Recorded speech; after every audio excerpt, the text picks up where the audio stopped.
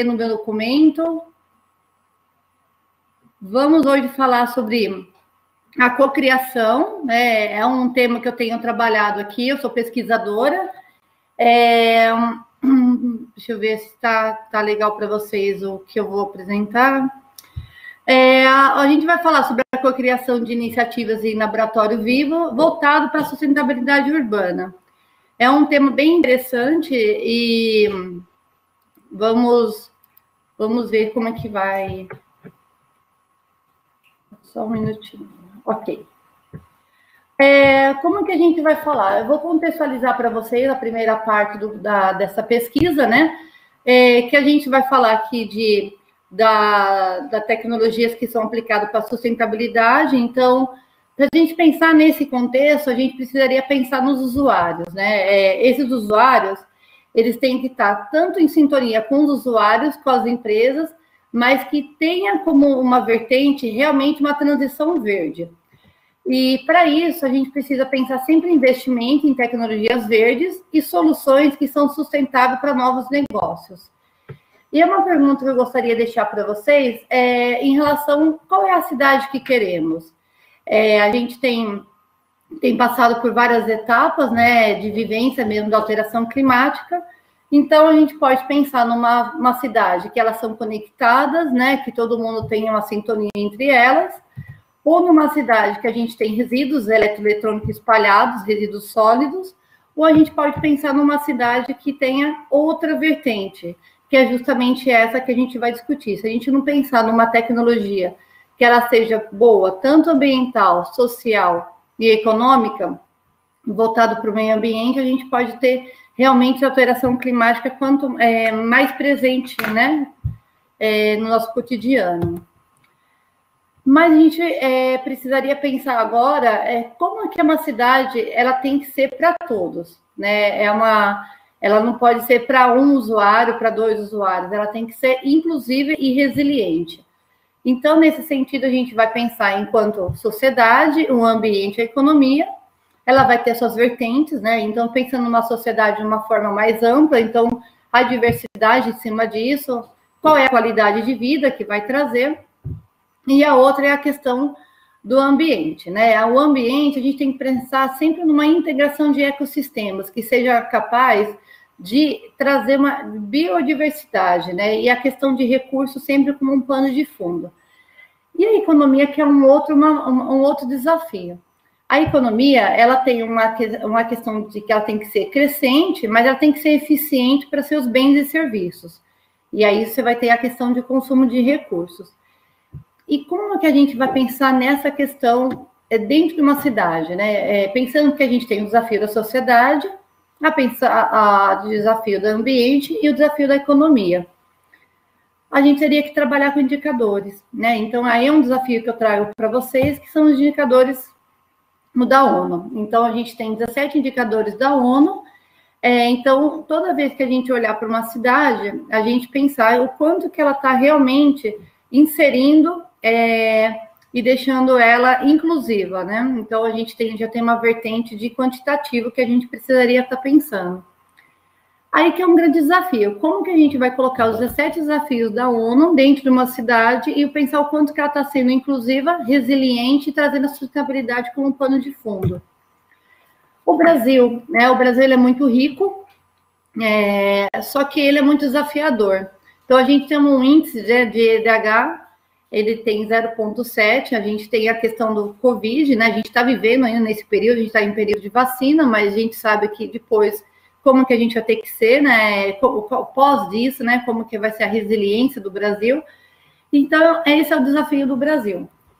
Pensando nesses indicadores para o Brasil, aí a gente vai começar a trabalhar com as tecnologias, né? A gente sabe que a humanidade hoje não vive mais tecnologia sem mais, né? A tecnologia da informação. Então, a tecnologia da informação, ela passa cada vez mais, né? Especialmente esse momento que a gente está fazendo uma palestra virtual, né? Então, a gente vê que a tecnologia, ela está muito mais presente. Mas como que ela pode ser sustentável? Pensando numa tecnologia, né? O smartphone, O smartphone, ele tem várias propriedades, mas a gente consegue reciclar 96% desse aparelho de celular. E quase sempre a gente não recicla, né? Quase sempre a gente acaba trocando por questão de tecnologias ou por questão de moda, né? Acha que aquele vai atender mais os seus requisitos e acaba descartando ele em uso, né? Ele ainda daria para a gente ter outra funcionalidade. Com isso, a gente vai aumentar o resíduo eletroeletrônico, e esse resíduo eletroeletrônico ele vai trazer um impacto ambiental com alteração climática, inclusive. Então, essa imagem que eu estou trazendo para vocês é da África. A África, ela né, tem uma região da África que, infelizmente, os países desenvolvidos acabam levando para a África, né, seu resíduo eletroeletrônico acaba terceirizando esse processo, e eles acabam aproveitando, essa aqui é uma passagem, né, que eles fizeram com um tubo de computadores. Então, você vê como que isso é o maior cenário, né, que a gente fala de cemitério de resíduo eletroeletrônico localizado. Então, trazendo os dados aqui para vocês, o que é interessante, que a gente precisa sempre contextualizar, que temos, em média, 54 milhões de toneladas de resíduo eletroeletrônico. É muita coisa. A gente teve um aumento de 21% de 2 anos atrás. Então, esses dados é a ONU, então a gente sabe que a gente precisaria contextualizar isso e pensar de que forma que a gente pode melhorar essa questão aqui para a gente se tornar realmente uma cidade para todos, né? O desafio que eu trago aqui para vocês é justamente falar de laboratório vivo, que é o tema do trabalho, né, que é a cocriação. Eu não vou entrar nessas definições, mas o que eu tenho trabalhado com essa definição, que é da Comunidade Europeia. Então, a gente pensar que é um ecossistema de inovação aberta, ela é centrada no usuário, por isso que é o questionamento, qual é essa cidade, né, que se ela é para alguém, e num cenário de cocriação. Então, esse cenário de cocriação, ele vai integrar sempre o processo de pesquisa com a inovação, Tatiane, e trazendo isso para um contexto da vida real. Tatiane, você me escuta? Pois não? O seu slide não está passando. Aí, como está em tela cheia aí, acredito que você não podia ver o chat. Ok. Acho que vai um minutinho. Ok. Ok. Eu achei que estava passando os slides. Vamos ver como é que a gente faz aqui. Eu estava falando sem se apresentar, então. Ok, vamos ver aqui também.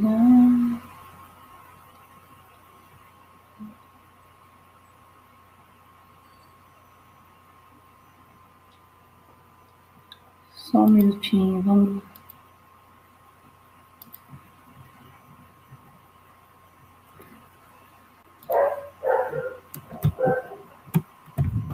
A sua câmera desligou, Tati. Sim.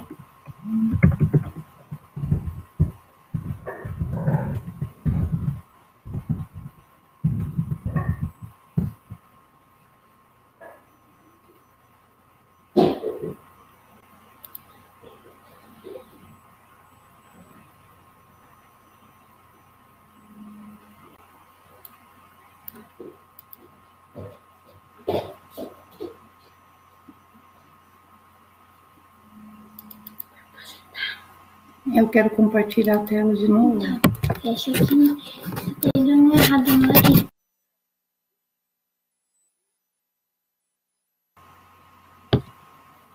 Tela cheia.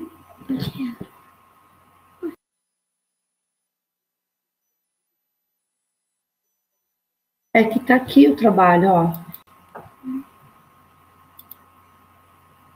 Tá compartilhando agora? Apareceu aqui. Ok. Tá aparecendo em tela cheia ou não? Não, ele tá aparecendo o PowerPoint mesmo. Você não tá compartilhando a janela do PowerPoint? Então, eu tô compartilhando. Então, isso que é a parte engraçada. Eu tô compartilhando a janela do PowerPoint. Acho que por isso, tenta compartilhar da share screen na tela inteira do seu computador, se puder. Provavelmente quando compartilha só a janela, não aceita a janela quando faz a tela cheia. Agora também não, peraí. Não, mas é porque você estava no Acho que... Ok. Então, vamos ver aqui.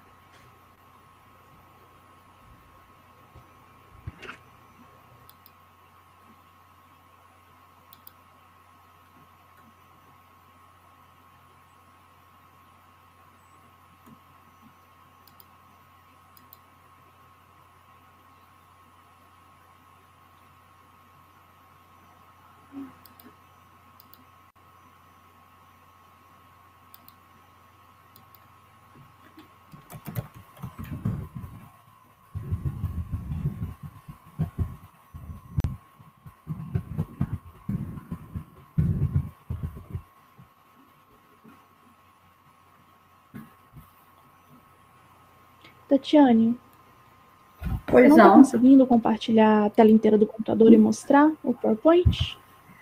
Então, é justamente isso que eu estou tentando aqui, porque quando eu faço a tela cheia, vai aparecer só vocês na tela. Não, a não ser... Você está usando qual navegador? Eu estou no Chrome. Ah, então tá certo. Bora tentar de novo. Dá share screen na Vamos tua... tentar. Isso, dá na tela, na tela inteira.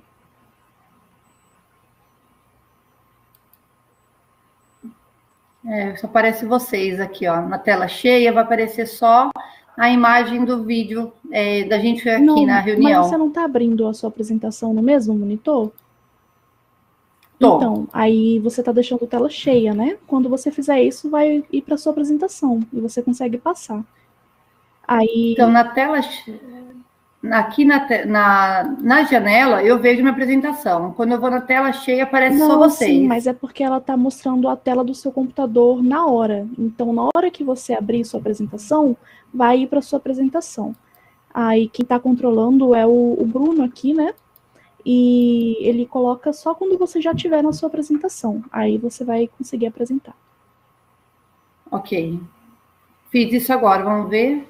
Isso que eu fiz o teste antes. Ok, pode continuar do jeito que você estava apresentando antes. Ok. Aí eu te aviso aqui, se tiver tudo certo. Ok. Então, eu estava aqui. Peço desculpa, né, pela falha. A gente estava justamente... Você já agora colocou em tela cheia já? Já coloquei. Já coloquei tela cheia. Não está aparecendo ainda. Em tela cheia, está aparecendo... F5. Isso. Lá dentro do PowerPoint. Isso.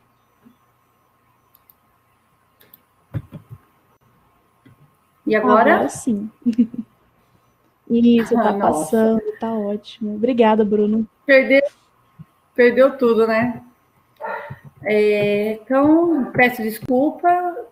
O que eu estava trazendo para vocês, o questionamento, é justamente nessa ponta aqui do Laboratório Vivo, que é uma comunidade, né, europeia. Então, a Europa trabalha muito com o Laboratório Vivo, que tem dado certo, que é onde eu vou trazer para vocês a cocriação.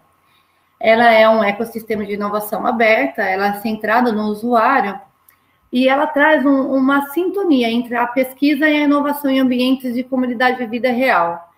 É o que deu certo na Europa, né? Tem se multiplicado muito mais em Portugal e em Espanha. É justamente onde eu quero trazer para vocês os elementos. Então, imagine o desafio. Se a gente está dentro de uma cidade, a gente precisa deixar ela sustentável, a gente precisa ter tecnologias que elas sejam ambientalmente corretas, mas que seja para o usuário. Então, eu vejo que o Laboratório Vivo é uma saída muito importante. Então, eu trago aqui algumas referências, e os elementos que são essenciais é sempre pensar que ele está dentro de um contexto, esse contexto é da vida real, ele tem um cenário de cocriação, então, o que está dando certo numa região, a gente tem o desafio de multiplicar e ele ser um espelho disso, e é uma colaboração ativa dos usuários, e é por isso que eu acho que realmente dá certo, porque ele constrói junto, né? Então, são formas democráticas de construção. Então, a partir do momento que ele constrói, acaba participando e acaba cuidando. E o importante é que você vai ter vários parceiros, né? Então, esses parceiros são de empresas, são de prefeitura, governo, acaba participando de uma forma direta, e ela tem uma abordagem de múltiplos métodos. Então, isso que é uma riqueza, você não consegue, ela acaba sendo uma transversalidade dentro de um projeto, dentro de uma aplicação de projeto. Ela tem uma governança, né? A Europa tem falado agora de 4P, né? Então, a gente coloca aqui 3P no Brasil, mas a gente já sabe que pode acrescentar o 4. E a inovação. As inovações que saem dentro desse projeto de laboratório vivo, a gente pensa que é uma inovação social. Então, ela tem uma outra vertente, né? Agora, falando um pouco da cocriação, que foi justamente o ponto que a gente vai trazer para vocês, a gente tem um laboratório vivo, né? Então, na Europa, você tem mais de 155 laboratórios vivos espalhados, cada um trabalha com uma vertente. Então, o que eu vou trazer para vocês é da água, e é interessante porque ela nasceu com uma vertente, vertente muito local, de uma comunidade que tinha escassez de água. E foi muito importante porque eles fizeram a cocriação em 9 cenários, por isso que eu detalhei para vocês. Então, são 9, né, são as cocriação, e cada cenário que foi feito, essa cocriação do espelho do laboratório vivo, acabou saindo outras inteligências. Então, hoje estão trabalhando com a inteligência aplicada para a redução da água, né, para reaproveitamento da água, e acabam trocando entre eles. E o que é importante, né, esse laboratório vivo, que é da cocriação, ele tem a finalidade, né, ele está ligado à Europa, mas ele tem um ecossistema dentro da ONU, que é justamente para poder trabalhar com abastecimento de água seguro e inteligente, pensando não desperdício. Então, isso é uma vertente muito importante que a gente pode, né, muito bem fazer um contexto aqui para o Brasil. Se a gente for falar um pouco dos benefícios do Acordo Verde, né, da Europa, o porquê isso é importante? Ele traz um investimento muito grande para projetos, para aplicações em painéis solares, ou há outras questões também que é para turbinas eólicas, que é para reaproveitamento da energia do vento, e a outra que é para a mobilidade verde. Então, é uma coisa que a gente precisa ter muito como plano de fundo, que esses benefícios, mesmo sendo que é para a Europa, não é para a Europa, né? Eu falo que é para o mundo, e a gente pensando que dessas formas de pensamento, né, do Acordo Verde, da Agenda 2030, a gente fica sempre em alerta de quais são as tecnologias que estão sendo aplicadas, que a gente consegue realmente trazer esses benefícios para a nossa sociedade aqui no Brasil. Eu peço desculpa pelo início, né, que eu acho que vocês não viram toda a apresentação, eu posso deixar disponível para vocês, aqui é o meu contato. Geralmente eu gosto de fazer palestra que eu abro muito para o público, né, para a gente realmente trazer essa riqueza da roda de conversa, para a gente... É o momento da gente tirar dúvida, né, de perguntar, da gente poder conversar um pouquinho.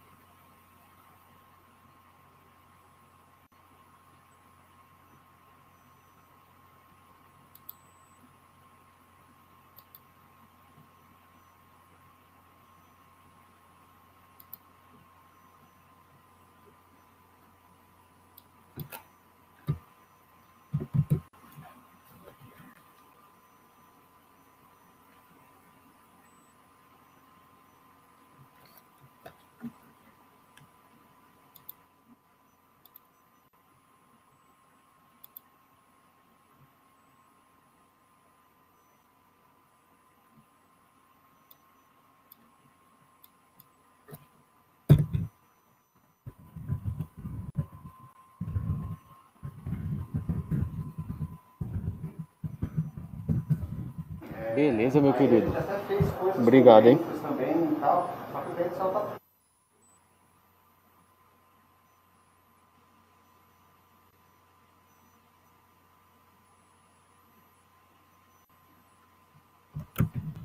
Vendo aqui que, por enquanto, não teve nenhuma pergunta, eu queria provocar um pouquinho uma questão de como é que a gente pode pensar em estratégias para a gente botar isso para o nosso cotidiano, né?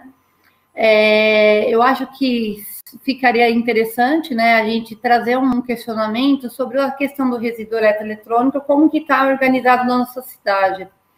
Então, eu fico à disposição, eu acho que é um pouquinho que a gente pode fazer. E esse pouquinho, se eu for trazer para vocês o impacto climático que traz, só da gente ver a toneladas de resíduo eletroeletrônico que a gente tem, então a gente já se assusta. Eu fico à disposição, sou pesquisadora do MCTI, né, do CTI Renato Arche, então, qualquer coisa, vocês podem me perguntar que eu respondo.